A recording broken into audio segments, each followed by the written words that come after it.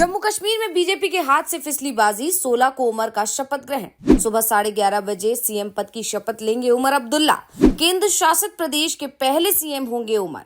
कांग्रेस विधायकों को भी मिलेगी मंत्रिमंडल में जगह। जम्मू कश्मीर में बीजेपी ने जोड़ तोड़ से सरकार बनाने की आखिरी समय तक कोशिश की।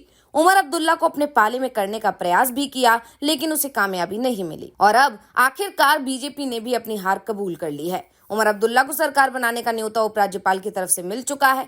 इससे पहले उमर अब्दुल्ला ने 52 विधायकों के समर्थन का पत्र एलजी को सौंपा था। तो ऐसे में सवाल ये उठता है कि उमर अब्दुल्ला और एनसी के इतने अच्छे आंकड़ों के साथ आने के बाद भी बीजेपी को क्यों लग रहा था कि वो खेल कर सकती है और कैसे बीजेपी का खेल हुआ खराब। इसी पर हम करेंगे बात इस रिपोर्ट में। इस वीडियो को आखिर तक जरूर देखें।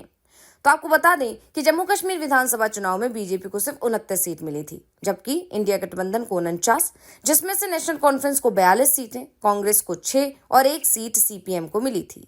11 अक्टूबर को उमर अब्दुल्ला ने उपराज्यपाल से मिलकर सरकार बनाने का दावा पेश कर दिया था, लेकिन उन्हें सरकार गठन का न्योता 14 अक्टूबर को मिला। कहा गया कि जम्मू कश्मीर में राष्ट्रपति शासन लगा हुआ है और सरकार बनाने की प्रक्रिया शुरू होने से पहले राष्ट्रपति शासन का हटना जरूरी है।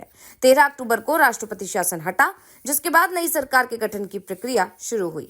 जम्मू कश्मीर में नई सरकार के गठन के लिए 16 अक्टूबर को सुबह 11:30 बजे शपथ ग्रहण समारोह का आयोजन होगा।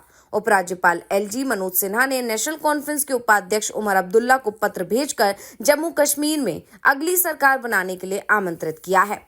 अब्दुल्ला ने अपने सोशल मीडिया अकाउंट एक्स पर पोस्ट करते हुए लिखा कि उपराज्यपाल के प्रधान सचिव का स्वागत कर प्रसन्नता हुई। मुझे जम्मू कश्मीर में अगली सरकार बनाने के लिए आमंत्रित कर रहे हैं। तो अब बात उमर अब्दुल्ला के राजनीतिक करियर की करें तो उमर अब्दुल्ला ने अपने राजनीतिक करियर की शुरुआत 1998 में लोकसभा के सदस्य के रूप में की थी। इसके बाद उन्होंने कई महत्वपूर्ण पदों पर काम किया, जिनमें केंद्रीय मंत्री और विपक्ष के नेता के पद भी शामिल हैं। जम्मू कश्मीर के मुख्यमंत्री के रूप में उमर अब्दुल्ला की ये दूसरी पारी होगी। इससे पहले उन्होंने 2009 से 2014 तक मुख्यमंत्री के रूप में काम किया था। उमर अब्दुल्ला की शपथ ग्रहण समारोह में कई महत्वपूर्ण नेताओं के शामिल होने की उम्मीद जताई जा रही है। तो उमर अब्दुल्ला के मंत्रिमंडल में कांग्रेस के सदस्य भी शामिल होंगे, ये तो तय हो चुका है। विधानसभा का डिप्टी स्पीकर पद कांग्रेस को मिल सकता है, ऐसे दावे किए जा रहे हैं। उमर अब्दुल्ला भले ही दावा करते रहे हों कि उन्होंने इंडिया गठबंधन के साथ चुनाव लड़ा था और इंडिया के साथ ही वो सरकार बनाएंगे, लेकिन बीजेपी ने उमर को अपने पाले में करने की आखिरी दम तक पूरी कोशिश की थी। उमर तक संदेश भी पहुंचाया गया था। दरअसल 8 अक्टूबर को चुनाव परिणाम सामने आए और जब कांग्रेस ने 3 दिन तक उमर अब्दुल्ला को विधायक दल का समर्थन पत्र नहीं दिया, तो बीजेपी की तरफ से इस तरह का प्रचार शुरू हो गया कि कांग्रेस उमर अब्दुल्ला के साथ सीएम पद के बंटवारे की डिमांड कर रही है। यानी बीजेपी ने इस मामले को अपने पक्ष में भुनाने की कोशिश शुरू कर दी। पार्टी को भले ही 6 सीट मिली हो, लेकिन वो उमर से 2.5 साल का सीएम पद मांग रही है, जिसे देने के लिए उमर अब्दुल्ला तैयार नहीं है। बीजेपी की तरफ से इस तरह की अफवाहें फैलाने लगी। बीजेपी के पक्ष में मीडिया में भी इस तरह की खबरें चलाई जाने लगी कि उमर अब्दुल्ला ने कांग्रेस अल्टीमेटम दे दिया है कि अगर जल्दी ही समर्थन पत्र की कॉपी नहीं मिली तो वो इंडिया गठबंधन को छोड़ देंगे। उमर ने 4 निर्दलीय विधायकों की मदद से बहुमत का आंकड़ा पहले ही पार कर लिया था। ऐसे में बीजेपी की कोशिश कामयाब होती भी दिख रही थी, लेकिन बाद में खबर आई कि कांग्रेस विधायक दल की बैठक इसलिए नहीं हुई क्योंकि कांग्रेस के केंद्रीय नेतृत्व की तरफ से कोई साफ निर्देश नहीं आया था। लेकिन उमर को समर्थन देने के लिए फिर श्रीनगर में बैठक बुलाई गई और 2 प्रस्ताव पास किए गए। पहला, विधायक दल के नेता का नाम चुनने का अधिकार कांग्रेस अध्यक्ष को सौंप दिया गया और दूसरा, उमर अब्दुल्ला को समर्थन देने का फैसला किया गया। कांग्रेस का समर्थन पत्र मिलने के बाद बीजेपी को अपनी सरकार बनने का रास्ता बंद होता दिखाई दे गया और अब उमर अब्दुल्ला को उपराज्यपाल की तरफ से सरकार बनाने का न्योता भी दे दिया गया है। यानी बीजेपी की कोशिश फेल हो गई है, लेकिन अभी भी बीजेपी उमर अब्दुल्ला के लिए संकट बन सकती है। तो इंडिया गठबंधन को भले ही 49 सीट मिली है, 90 सदस्यों की विधानसभा में ये संख्या बहुमत से सिर्फ 3 ज्यादा है, क्योंकि बहुमत का आंकड़ा 46 है। उस पर भी उमर अब्दुल्ला 2 सीट से चुनाव जीते हैं। ऐसे में 1 सीट तो उन्हें छोड़नी है। यानी ये इंडिया गठबंधन के पास इस समय 48 विधायक। दूसरी तरफ बीजेपी की बात करें तो उसके पास कुल 29 सीटें हैं, यानी 29 विधायक हैं। लेकिन एलजी के कोटे में भी 5 सीटें हैं, जिसको लेकर विपक्ष ने जमकर हंगामा बचाया था जब इस मामले में उनको जानकारी मिली थी। तो एलजी बीजेपी के दिग्गज नेता रह चुके हैं, ये भी हर कोई जानता है। मोदी सरकार के पहले कार्यकाल में केंद्रीय मंत्री थे। ऐसे में उनके कोटे से जो भी विधायक चुने जाएंगे वो बाद में बीजेपी में ही शामिल हो सकते हैं, ये तय माना जा रहा है।